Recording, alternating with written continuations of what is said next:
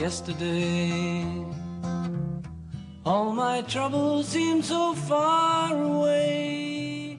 The bottom line is, it all comes back to, who am I? Who am I really, without all of these false personas that I've lived, these false roles, all the falseness of my life. It can be feelings, it can be a habit, it can be a thought, it can be anything.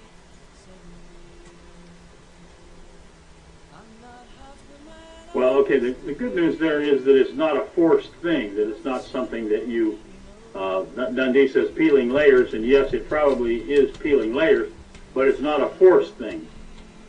Yeah, and so if you're peeling layers from yourself without forcing it, then there's a place where layers will come off, and it will blow the rest of them off completely, if that is what you're saying or what's happening. At least Dundee seems to be doing that. And it will touch a space. It will touch a thing that's perhaps not a feeling, but just the truth, a deeply held truth that will actually bring up all the rest if you can get to it.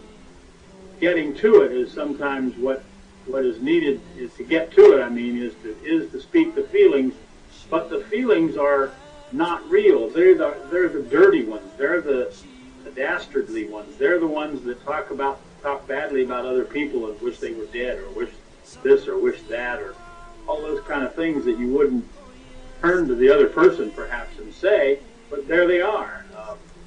Immediate response that you have to having been hurt is, or are those words, or are those feelings, and then they get mixed up in there together too, because they're in that same domain of memory. They're all a pile of bubbling, if you will, memories that need sorted out.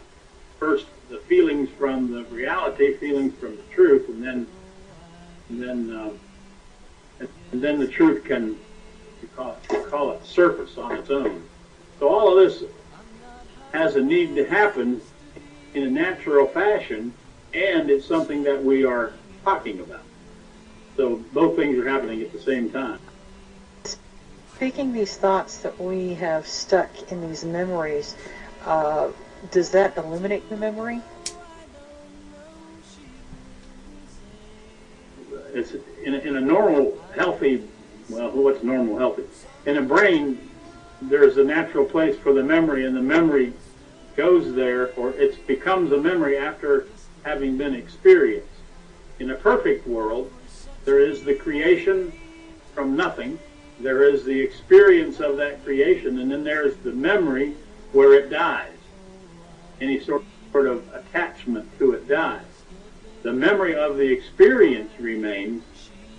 It's the attachment to it, the good, the bad, or the ugly, whatever kind of thing that you add to the natural experience, then back to a creative action, then a manifesting of that action in the experience of it, and then the death of it in memory. So from that standpoint, then the experience would need to, you would need to experience it new in the now to remove the whatever the attachment you have to it.